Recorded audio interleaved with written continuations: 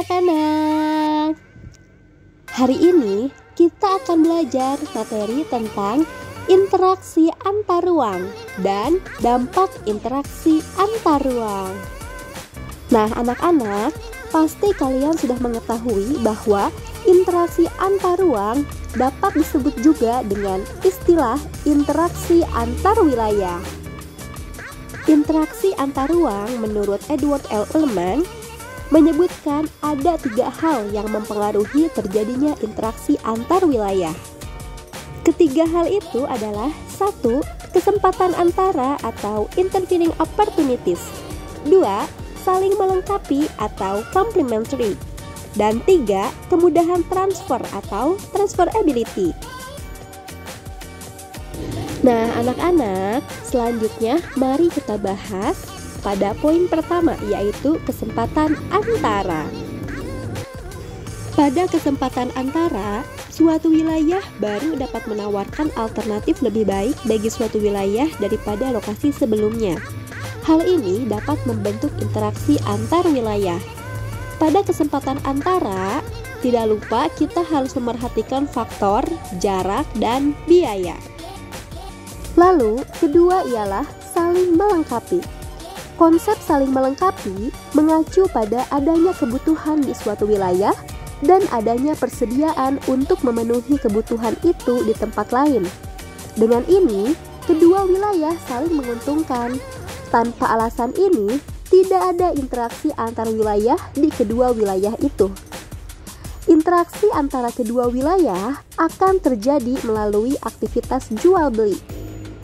Dan selanjutnya ialah kemudahan transfer. Kemudahan transfer dapat didefinisikan sebagai kemudahan perpindahan orang, barang, informasi, atau uang. Ada banyak faktor yang mempengaruhi kemudahan transfer. Faktor-faktor itu antara lain ialah 1. Yaitu faktor jarak. Jarak yang dekat lebih memberikan kemudahan untuk berpindah daripada jarak yang jauh. 2. Faktor biaya. Biaya yang murah lebih memberikan kemudahan untuk berpindah daripada biaya yang mahal. 3. Faktor waktu. Waktu yang singkat lebih memberikan kemudahan untuk berpindah daripada waktu yang lama. 4. Yaitu faktor kemudahan beradaptasi dengan lingkungan baru. Kemudahan beradaptasi lebih memberikan kemudahan untuk berpindah. Untuk migran, kemudahan beradaptasi kerap menjadi faktor penentu dalam memutuskan suatu perjalanan. Mereka cenderung memutuskan melakukan perjalanan ke lingkungan yang memiliki nilai-nilai budaya yang sama dengan nilai-nilai budaya tempat asal mereka. Pada kesempatan antara atau intervening opportunities, jika seseorang akan membeli suatu produk, maka ia akan memperhatikan faktor jarak dan biaya untuk memperoleh produk tersebut. Nah, anak-anak, contoh kesempatan antara dapat dilihat seperti dalam video, yaitu wilayah A biasanya membeli ikan ke wilayah B. Namun kemudian diketahui ada wilayah C yang juga penghasil ikan. Karena wilayah C jaraknya lebih dekat dan ongkos transportasinya lebih murah, para pembeli ikan dari wilayah A akan beralih membeli ikan ke wilayah C. Akibatnya, interaksi antar wilayah A dengan B melemah. Nah, anak-anak, intervening opportunities atau kesempatan antara dapat pula diartikan sebagai sesuatu hal atau keadaan yang dapat melemahkan jalinan interaksi antar wilayah karena adanya sumber alternatif pengganti kebutuhan. Seperti contoh pada gambar, yaitu wilayah A surplus atau kelebihan sumber daya X, misalnya beras. Sementara wilayah B minus beras, tetapi memiliki sumber daya Z seperti sagu, singkong, jagung sebagai sumber daya alternatif. Akibatnya, interaksi antara wilayah A dengan wilayah B melemah. Selanjutnya ialah saling melengkapi atau complementary. Kondisi saling melengkapi terjadi jika ada wilayah-wilayah yang berbeda komoditas yang dihasilkannya. Misalnya seperti dalam video, wilayah A merupakan penghasil sayuran, sedangkan wilayah B merupakan penghasil ikan. Wilayah A membutuhkan ikan, sedangkan wilayah B membutuhkan sayuran. Jika masing-masing memiliki kelebihan atau surplus, maka wilayah A melakukan interaksi dengan wilayah B melalui aktivitas perdagangan atau jual beli. Nah, anak-anak, selanjutnya ialah kemudahan transfer atau transferability. Pengangkutan barang atau juga orang memerlukan biaya. Biaya untuk terjadinya interaksi tersebut harus lebih rendah dibandingkan dengan keuntungan yang diperoleh. Jika biaya tersebut terlalu tinggi dibandingkan dengan keuntungannya, maka interaksi antar ruang tidak akan terjadi. Kemudahan transfer dan biaya yang diperlukan juga sangat tergantung pada ketersediaan infrastruktur atau sarana dan prasarana yang menghubungkan daerah asal dan tujuan. Jalan yang rusak dan sulit untuk dicapai akan mengurangi kemungkinan terjadinya interaksi karena biaya untuk mencapainya juga akan lebih mahal. Sebagai contoh, seseorang akan menjual sayuran dari wilayah A ke wilayah B. Namun, jalan menuju wilayah B mengalami kerusakan, sehingga tidak bisa dilalui. Akibatnya, orang tersebut tidak jadi menjual sayuran ke wilayah B.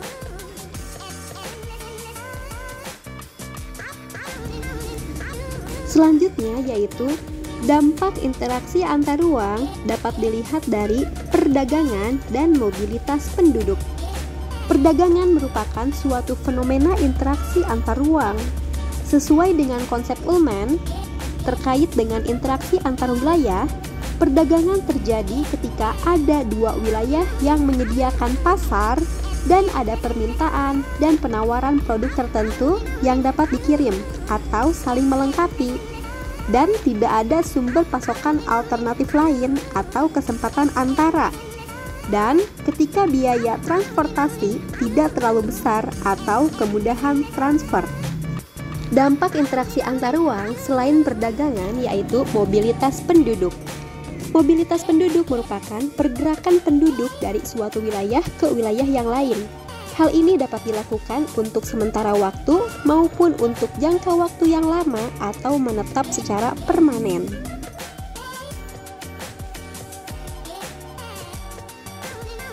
Nah, anak-anak, apa saja fenomena akibat interaksi antar ruang? Satu, yaitu perkembangan pusat-pusat pertumbuhan.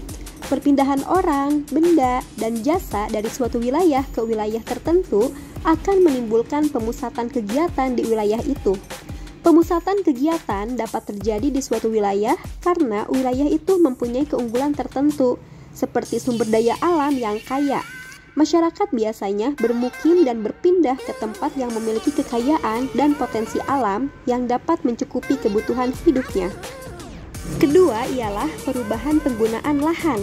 Berkembangnya aktivitas penduduk memerlukan lahan sebagai lokasi aktivitas tersebut. Suatu kota yang semakin banyak didatangi penduduk akan membutuhkan banyak lahan sebagai tempat tinggal, tempat usaha, jasa, dan lainnya. Akibatnya, terjadi perubahan penggunaan lahan. Lahan yang sebelumnya menjadi lahan pertanian maupun hutan berubah fungsi menjadi pemukiman, lahan usaha, dan industri. Ketiga ialah perubahan orientasi mata pencaharian.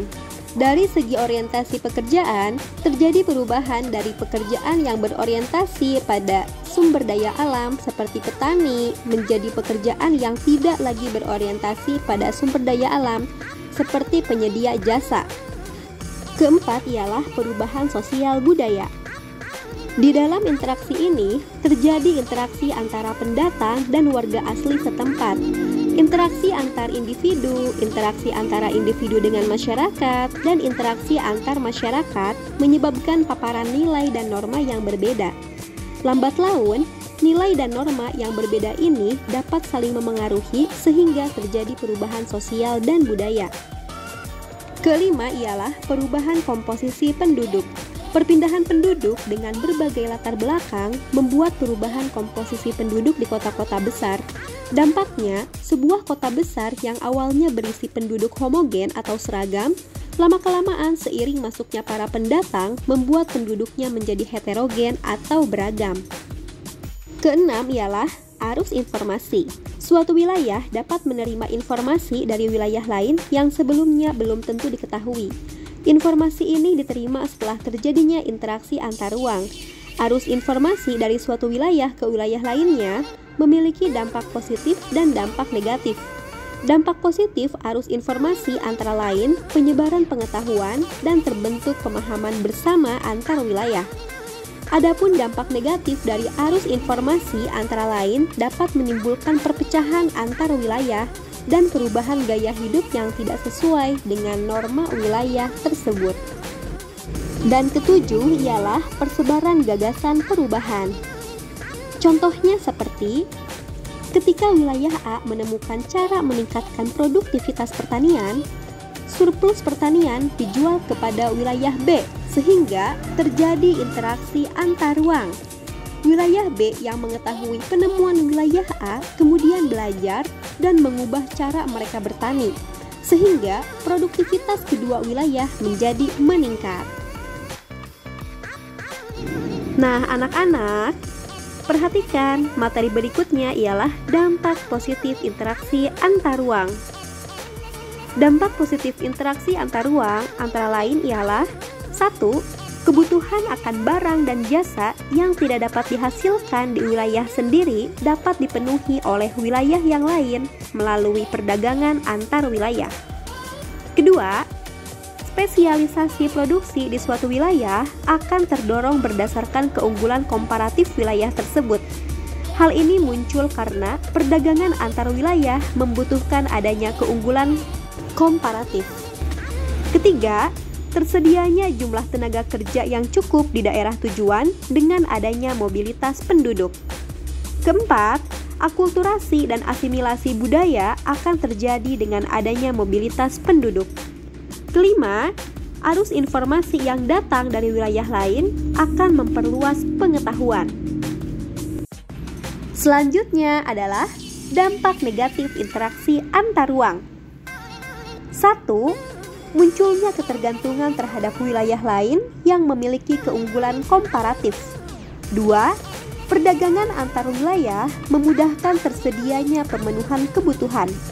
Konsekuensinya, hal ini juga dapat mengubah pola konsumsi yang tidak sesuai dengan tahap perkembangan ekonomi setempat.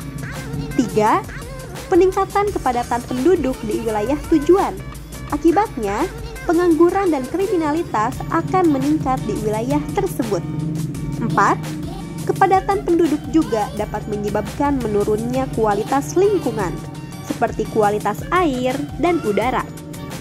5. Arus informasi yang tidak benar dapat memecah belah bangsa dan menimbulkan perasaan negatif, seperti takut, kecewa, dan tidak percaya diri.